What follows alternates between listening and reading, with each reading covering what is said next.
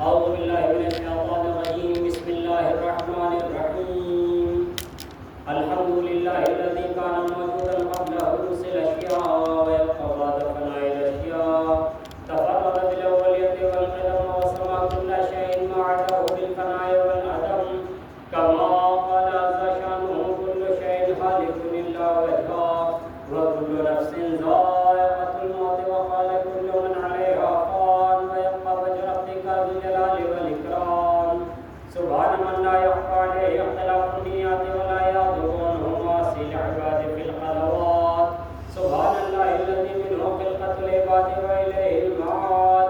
فمن يعمل مثقال ذرة خيرا يرى ومن يعمل مثقال ذرة شرا يرى.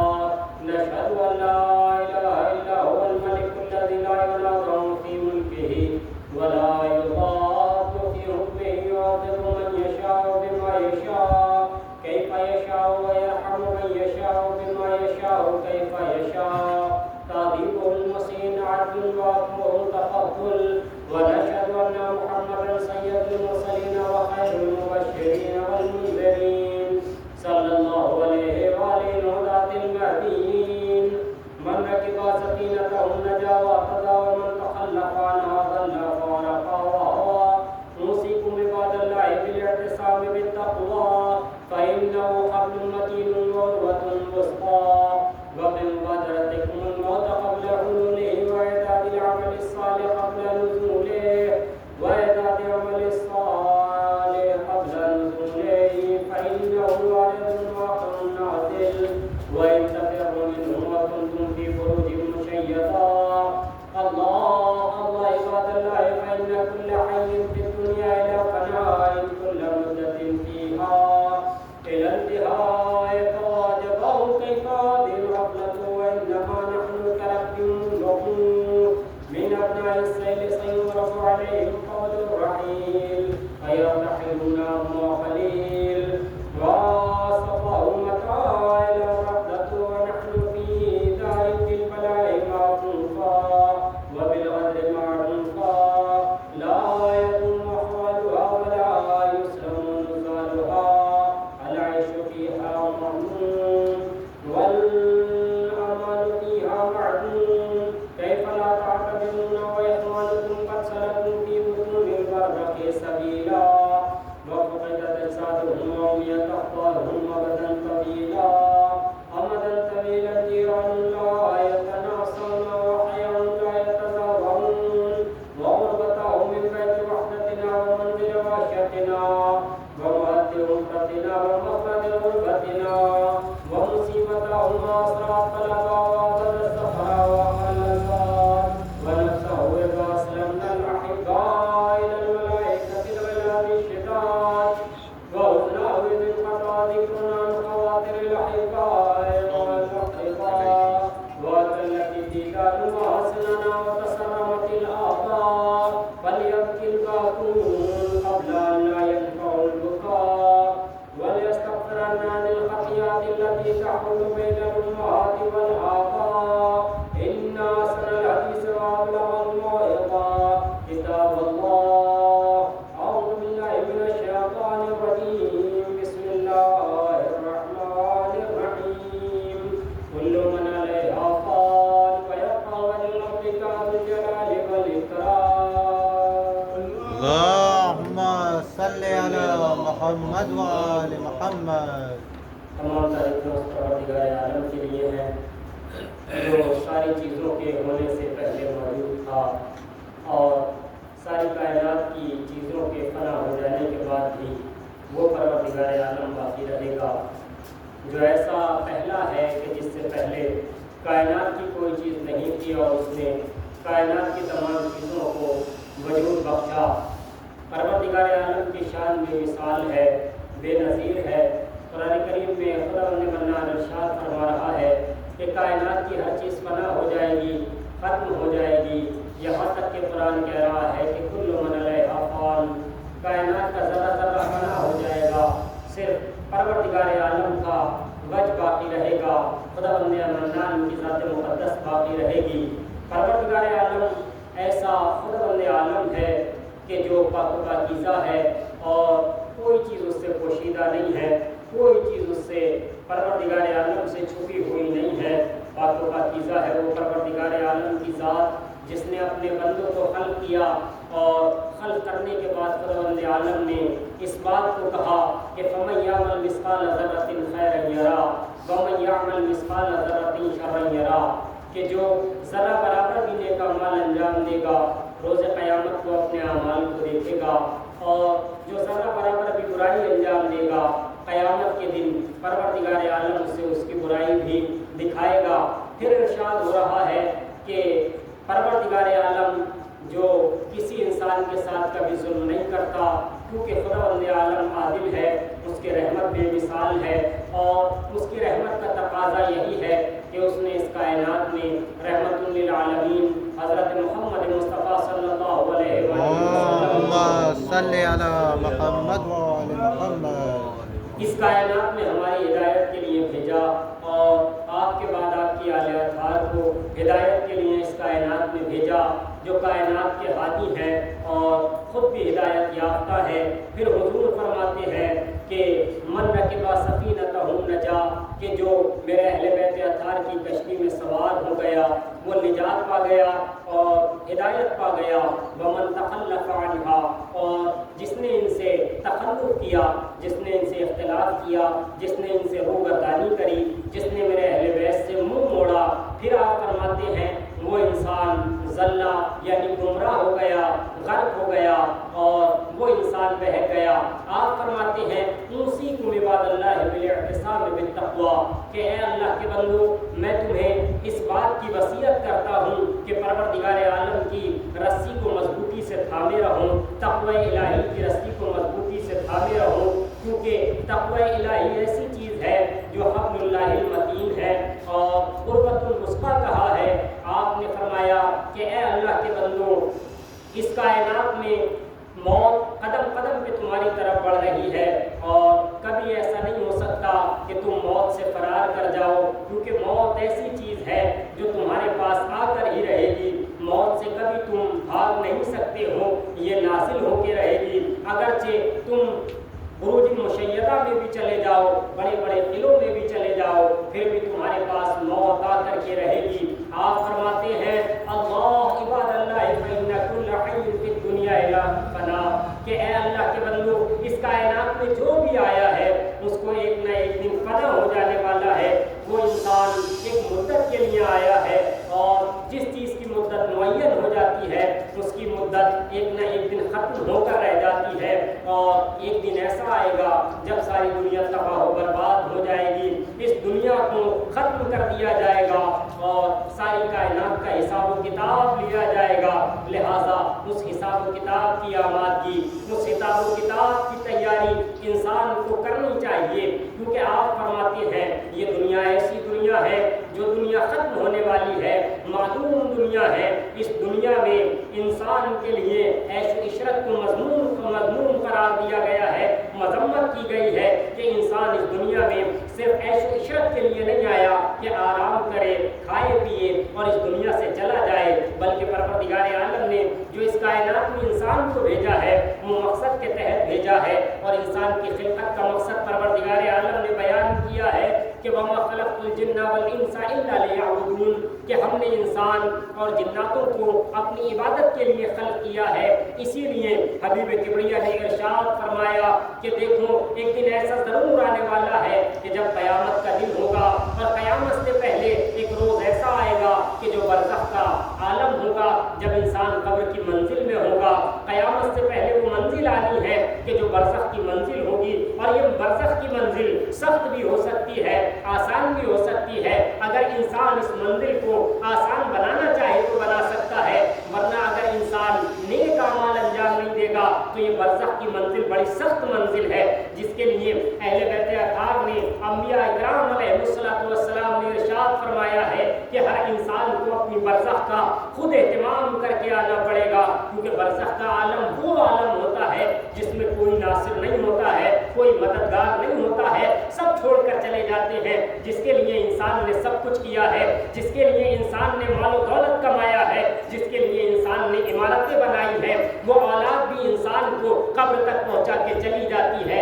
جو انسان بہتر سے بہتر لباس پہن رہا تھا، حبیب کبریا فرماتے ہیں یہ لباس صرف کفن میں بدل کے رہ جائے گا۔ لہٰذا وہ انسان جو زیادہ سے زیادہ اچھی روشنی میں رہا کرتا تھا، لیکن قبر کا عالم وہ ہوگا کہ وہاں پہ کسی طرح کی روشنی نہیں ہوگی۔ اگر انسان یہ چاہتا ہے کہ اس کی قبر روشن ہو جائے تو نیک اعمال کر کے آئے، اچھے اعمال کر کے آئے۔ اچھے اعمال کا مطلب یہ ہے کہ انسان اپنے پروردگار عالم کو راضی کر کے آئے۔ اچھے اعمال کا مطلب یہ ہے کہ انسان تمام گناہوں سے پرہیز کر کے آئے اور واجبات کو انجام دیتا ہوا چلا جائے۔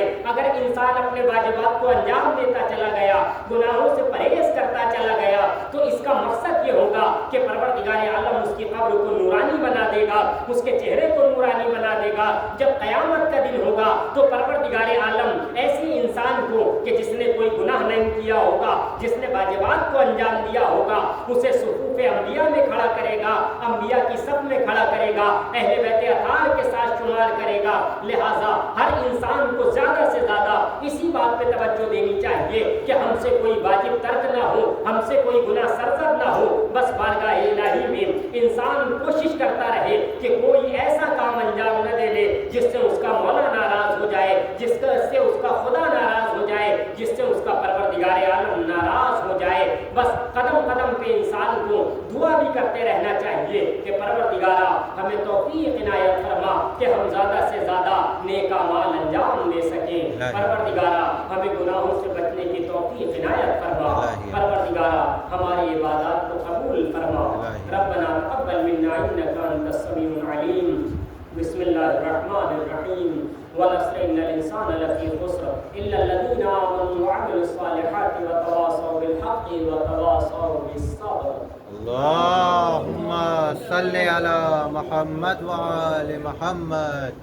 اللهم صل على محمد وآل محمد۔ اللهم صل على محمد وآل محمد۔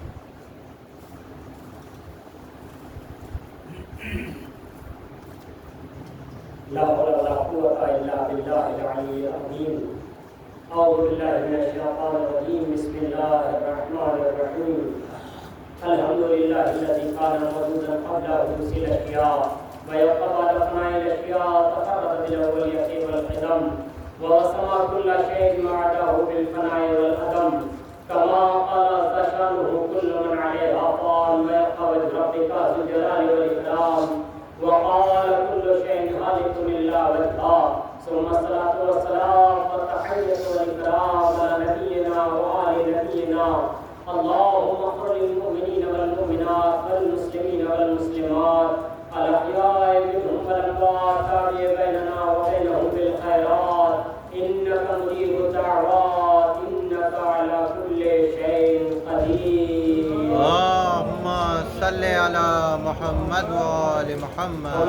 وقد قال الله سبحانه وتعالى في كتابه الأعلى بسم الله الرحمن الرحيم إن الصلاة تنهى عن الفحشاء والمنكر والصلوات والحمد۔ اللهم صل على محمد وآل محمد۔ تمام تعریف اس پروردگار عالم کے لیے ہے جو حی و قیوم ہے، ساری کائنات کا پالنے والا پروردگار عالم ہے۔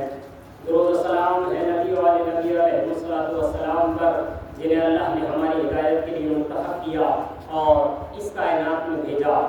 پروردگار عالم اپنی بابرکت اور متبرک کتاب قرآن کریم میں ارشاد فرما رہا ہے ان الصلاۃ تنہی عن الفحشاء والمنکر، کہ بے شک نماز ایک ایسی چیز ہے جو انسان کو فحش چیزوں سے اور جن کو پروردگار عالم نے حرام قرار دیا ہے، منع کیا ہے، ان سے روکتی ہے۔ اگر انسان یہ چاہتا ہے کہ وہ برائیوں سے رک جائے، اگر انسان یہ چاہتا ہے کہ فحش چیزوں سے پرہیز کرے، تو اس کو چاہیے کہ نماز انجام دے۔ نماز ایسی چیز ہے جو انسان کو روکتی ہے برائیوں سے۔ عزیزوں، ہر انسان کم و بیش نماز کی اہمیت سے واقف ہے۔ نماز ایک ایسی عظیم عبادت ہے جس کا حکم پروردگار عالم نے قرآن کریم میں بار بار اب ساری کائنات کو دیا، اپنی مخلوقات کو دیا۔ خدا بند عالم قرآن کریم میں کہہ رہا ہے اقیموا الصلاۃ ولا تکونوا من المشرکین، کہ اے لوگوں نماز قائم کرو اور یعنی اب اس کا صاف صاف مطلب انسان سمجھ لے گا کہ اگر نماز نہیں قائم کرتا ہے تو وہ کس میں سے ہو جائے گا۔ ہر انسان کو خود دیکھنا چاہیے۔ عزیزان گرامی، تارک الصلاۃ یعنی نماز کو ترک کرنے والا، اس کے لیے روایات میں بہت زیادہ مذمت کی گئی ہے اور بہت اس کی برائیاں کی گئی ہیں کہ جو انسان نماز کو ترک کرتا ہے اس کے لیے بہت زیادہ باتیں کہی گئی ہیں اور بہت زیادہ نماز کو ترک کرنے کے نقصانات بتائے گئے ہیں کہ اگر انسان نماز کو ترک کرتا ہے تو بہت سارے نقصانات اس کے پیش نظر آتے ہیں۔ لیکن عزیزان گرامی، آخری نبی حضرت محمد مصطفیٰ صلی اللہ علیہ وسلم نے صلی علی محمد وعلی محمد کائنات کو بتایا کہ اگر کوئی انسان نماز ترک کرتا ہے تو اس کے چار نقصانات ہوتے ہیں۔ جب کسی سائل نے آ کر کے حبیب کبریا کی خدمت میں دریافت کیا، سلام کرنے کے بعد کہتا ہے، یا نبی اللہ مجھے یہ بتائیں کہ وہ انسان جو نماز انجام نہیں دیتا وہ کیسا انسان ہے، یا جو نماز پڑھنے میں سستی کرتا ہے وہ کیسا انسان ہے؟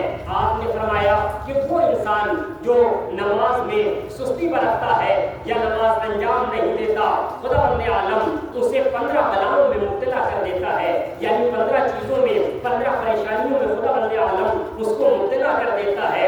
کہنے لگا، یا نبی اللہ وہ 15 پریشانیاں کون سی ہیں جس میں تارک الصلاۃ کو یا نماز میں سستی برتنے والے کو مبتلا کر دیا جاتا ہے؟ آپ نے فرمایا کہ وہ 15 بلائیں ایسی ہیں جن میں سے 6 کا تعلق دنیا سے ہے اور 3 کا تعلق جاگنی کے عالم سے ہے، یعنی جب انسان کا آخری وقت ہوگا، موت کا وقت ہوگا، اس سے تعلق ہے۔ پھر آپ فرماتے ہیں کہ 3 کا تعلق انسان کی قبر سے ہے اور 3 باقی کا تعلق روز قیامت کے دن سے ہے۔ کہتا ہے، یا نبی اللہ اس کی تشریح فرمائیں، یہ 15 چیزیں کون کون سی ہیں جن میں بے نمازی کو یا نماز میں سستی برتنے والے انسان کو مبتلا کر دیا جائے گا؟ آپ نے فرمایا وہ 6 چیزیں جو انسان کو دنیا میں دیکھنی پڑے گی، ان میں سب سے پہلی چیز یہ ہے کہ تارک الصلاۃ کی یا نماز میں سستی برتنے والے کی پروردگار عالم عمر کو کم کر دیتا ہے، یعنی اس کی عمر گھٹ جاتی ہے اور جلدی وہ موت کے منہ میں چلا جاتا ہے۔ دوسری چیز جو آپ نے فرمائی کہ دنیا میں انسان دیکھے گا، تارک الصلاۃ دیکھے گا، وہ یہ ہے کہ پروردگار عالم اس کے رزق کو کم کر دے گا، اس کی روزی کو خداوند عالم کر دے گا۔ تیسری چیز یہ ہے کہ نیک لوگوں کے علامتیں جو ہوتی ہیں، نیک لوگوں کی نشانیاں جو ہوتی ہیں، وہ اس کے چہرے سے دور ہو جائے گی، اس کے چہرے کا نور ختم ہو جائے گا۔ اور چوتھی چیز یہ ہے کہ جو بھی نیک کام کرے گا وہ نیک کام پروردگار عالم قبول نہیں کرے گا اور اسے اس کے نیک عمل کا کوئی اجر و ثواب نہیں دیا جائے گا۔ پانچویں چیز یہ ہے کہ وہ لاکھ دعا مانگتا رہے گا، خداوند عالم تارک الصلاۃ کی دعا کو قبول نہیں کرے گا۔ اور چھٹی چیز یہ ہے کہ عظیم بات ہے، یہ آپ فرماتے ہیں کہ چھٹی چیز جو تارک الصلاۃ یا نماز میں سستی برتنے والا انسان دیکھے گا وہ یہ ہے کہ نیک لوگ اس کے لیے دعا کریں گے، لیکن نیک لوگوں کی دعا بھی اس کے حق میں قبول نہیں ہوگی۔ جو انسان نماز میں سستی برتے گا، پھر کہنے والا کہنے لگا، یا نبی اللہ یہ بتائیں کہ وہ 3 بلائیں جو موت کے وقت آئیں گی وہ کون کون سی ہیں؟ اللہ کے نبی نے فرمایا کہ جب وہ بلائیں نازل ہوں گی جو موت کے وقت کی ہیں، ان میں پہلی بلا یہ ہے کہ نماز کو ترک کرنے والا ذلت و خواری کی موت مرے گا، ذلیل ہو کر کے اس کی موت آئے گی۔ اور دوسری چیز یہ ہے کہ جب وہ تارک الصلاۃ مرے گا تو بھوک کے عالم میں مرے گا، وہ شکم سیر نہیں ہوگا، بھوکا ہوگا اور اسے موت آ جائے گی۔ اور تیسری چیز یہ ہے کہ وہ پیاسا مرے گا اور لاکھ پیاسا ایسا مرے گا کہ لاکھ اس کو پانی پلا دیا جائے، ساری دنیا کی نہروں سے اس کو سیراب کر دیا جائے، پھر بھی وہ دنیا کی نہروں سے سیراب نہیں ہو سکتا ہے۔ کہنے والے نے کہا، یا نبی اللہ وہ بلائیں جو انسان کے ساتھ تارک الصلاۃ کے ساتھ قبر میں نازل ہوں گی وہ کون سی بلائیں ہیں؟ اللہ کے نبی نے ارشاد فرمایا کہ وہ بلائیں جو تارک الصلاۃ نماز کو ترک کرنے والے یا ساتھ ساتھ نماز میں سستی برتنے والے کے ساتھ بھی ہو سکتی ہیں۔ ان میں پہلی چیز قبر کے اندر یہ ہے کہ ایک فرشتے کو اللہ اس پر مقرر کر دے گا، جو ایسا فرشتہ ہوگا جو اس پہ قبر میں فشار کیے جائے گا، جو قبر میں اس کی سرزنش کرتا جائے گا، جو قبر میں اسے دباتا چلا جائے گا۔ پھر اللہ کے نبی فرماتے ہیں کہ اس کی قبر کو پروردگار عالم تنگ کر دے گا۔ انسان لاکھ کشادہ قبر بنوا لے لیکن جب نماز نہیں پڑھتا ہوگا قبر اپنے اپنے آپ تنگ ہوتی چلی جائے گی۔ اور عزیزان گرامی، میں نے ابھی پہلے خطبے میں بھی عرض کیا کہ انسان کو اپنی قبر کی روشنی کا اہتمام کر کے جانا ہے، لیکن جو نماز کو ترک کرتا ہوگا پروردگار عالم اس کی قبر کو تاریک اور اندھیرا اور ہولناک کر دے گا۔ لہذا ان چیزوں کی طرف انسان کو توجہ دینی چاہیے، اور وہ 3 بلائیں جو انسان کو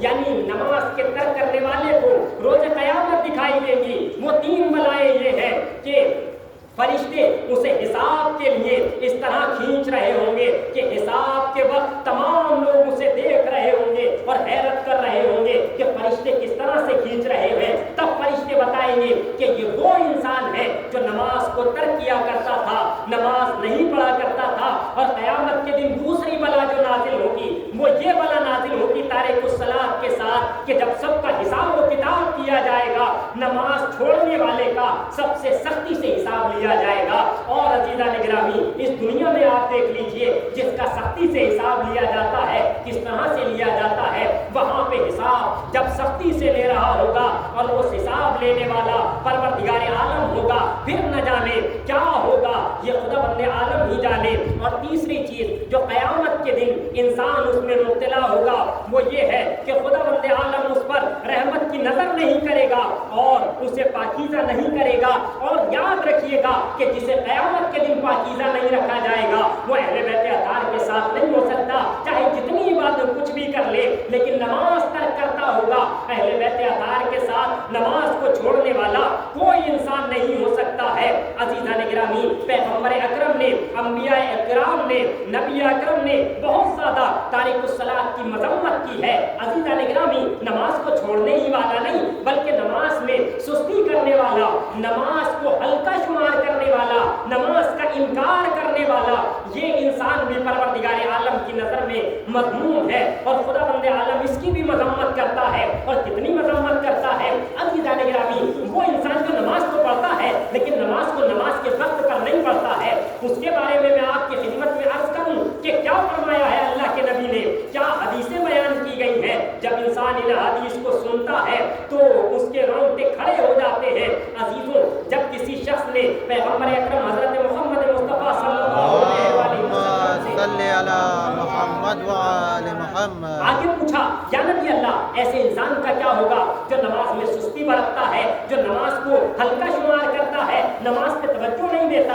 آپ نے فرمایا ایسے انسان کے لیے پروردگار عالم قیامت کے دن ایک بچھو کی طرح کا جانور جو دوزخ میں پروردگار عالم نے بنایا ہوگا، وہ قیامت کے دن دوزخ سے باہر آئے گا اور اس کا سر اتنا بڑا ہوگا کہ ساتویں آسمان سے لگ رہا ہوگا، اس کی دم اتنی بڑی ہوگی کہ زمین کے نیچے طبق سے لگ رہی ہوگی۔ اب سمجھیے کہ وہ کتنا بڑا ہوگا۔ پھر آپ فرماتے ہیں کہ وہ اتنا بڑا ہوگا اور وہ کن لوگوں کے لیے ہوگا؟ وہ جانور جب نکلے گا تو اس سے پوچھا جائے گا تم کس لیے آئے ہو، تو وہ کیا جواب دے گا؟ وہ کہے گا کہ میں صرف 5 گروہوں کے لیے آیا ہوں، یعنی 5 گروپ کے لوگ ایسے ہیں جن کے لیے مجھے پروردگار عالم نے بنایا ہے۔ اس سے پوچھا جائے گا وہ 5 گروپ کے لوگ کون سے ہیں، تو سب سے پہلا اس کا جواب جو ہوگا وہ یہی ہوگا کہ جس نے نماز چھوڑا ہے میں اس کے کاٹوں گا، اس کو میں نگل جاؤں گا۔ لہذا عزیزان گرامی، ان تمام چیزوں سے انسان کو گناہوں سے پرہیز کرنا چاہیے، خاص کر کے نماز کو ترک کرنا گناہان کبیرہ میں ہے۔ اور یہ باتیں میں اپنے پاس سے عرض نہیں کر رہا، گناہان کبیرہ آیت اللہ دستغیب کی کتاب مارکیٹ میں موجود ہے، آپ اس میں دیکھ لیجئے گا۔ آیت اللہ دستغیب نے گناہان کبیرہ کی پہلی جلد صفحہ نمبر 441 پر ان باتوں کو تحریر کیا ہے، اور اس میں بہت سارے گناہ آپ نے بتائے ہیں کہ کون کون سے گناہان کبیرہ ہیں۔ عزیزوں، جب انسان نماز دیر سے پڑھتا ہے تو نماز اسے بددعا دیتی ہوئی جاتی ہے کہ اس نے مجھے بلا وجہ کی بات ہے یہ کہ اگر بلا سبب انسان نماز میں دیری کر رہا ہے، وقت ہے، سب کچھ ہے، لیکن سستی برت رہے ہیں، بلا وجہ کے پڑھ لیا جائے گا، ابھی تو کافی وقت ہے، 4 بجے تک پڑھ لیں گے، 5 بجے تک پڑھ لیں گے۔ کبھی کبھی مجبوری انسان کی ہوتی ہے، کہیں پھنسا ہوا ہے، کہیں کام میں ہے، نہیں پڑھ سکتا ہے، کہیں گیا ہوا ہے، وہ مسئلہ الگ ہے، لیکن روز کا نہیں ہوتا ہے انسان کے ساتھ ایسا۔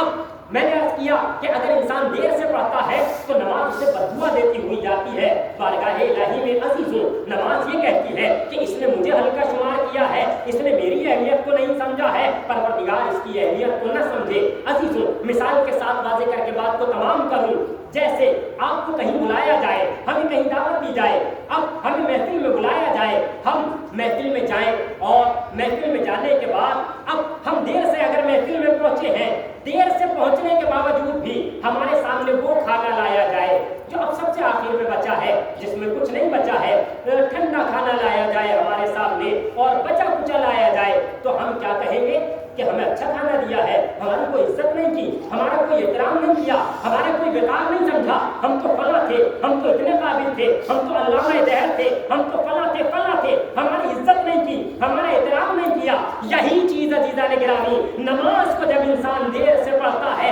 تو نماز یہی کہتی ہے اس نے مجھے پڑھا تو ہے وہاں محفل میں گئے تھے کھانا ملا لیکن ٹھنڈا کھانا ملا وہاں ہمیں جو ملنا چاہیے تھا وہ نہیں ملا اسی طرح سے نماز جیسے پڑھنی چاہیے تھی جس وقت پڑھنی چاہیے تھی اس وقت پہ ہم نے نماز کو اہمیت نہیں دی تو نماز بھی یہی کہتی ہے بارگاہ الہی میں پروردگار اس نے مجھے عزت نہیں دی ہے لہذا تو بھی قیامت کے دن اسے عزت نہیں دینا بہرحال بارگاہ الہی میں انسان کو خاص طور سے نماز کی تاکید کی گئی ہے کہ انسان نماز پڑھے اور نماز کو نماز کے وقت انجام دے یہ ایسی ارکان ہے ایسا رکن ہے دین کا کہ جس کو تمام چیزوں میں سب سے اہم بتایا گیا ہے سب سے ضروری بیان کیا گیا ہے کیونکہ عزیزان گرامی دین کی جو بنیادیں رکھی گئی ہیں احادیث میں ہے بنی الاسلام علی خمس کہ دین کی بنیاد 5 چیزوں پر رکھی گئی ہے پہلی چیز جن میں دین کی بنیاد جن چیزوں پر ہے وہ پہلی چیز جس کو دین کی بنیاد کہا گیا ہے وہ نماز ہے دوسری چیز زکوٰۃ ہے تیسری چیز حج ہے چوتھی چیز روزہ ہے اور 5ویں چیز عزیزان گرامی ولایت ہے جن میں انسان کو توجہ دینا چاہیے 5 چیزوں کا خیال رکھنا چاہیے یہ دین کی بنیادوں میں ہے اگر کسی کی بنیاد کمزور ہو اور بنیاد میں بھی اگر پہلی اینٹ کمزور ہو جائے تو پھر دیوار اوپر نہیں چل سکتی ہے بلڈنگ کھڑی نہیں ہو سکتی ہے لہذا ہمیں اپنے ایمان کی دیوار مضبوط کرنے کے لیے اپنی نمازوں کو اچھا کرنا ہوگا اپنی نمازوں کو بہتر بنانا ہوگا سمجھ کے پڑھنا ہوگا آہستہ آہستہ پڑھنا ہوگا خدا بند عالم ہمیں توفیق دے کہ ہم زیادہ سے زیادہ تیری عبادت انجام دے سکیں پروردگارا ہماری ان نمازوں کو قبول فرما پروردگارا ہمیں توفیق عنایت فرما کہ ہم اپنی نماز وقت پر انجام دے سکیں پروردگارا ہمارے بزرگان کی مغفرت فرما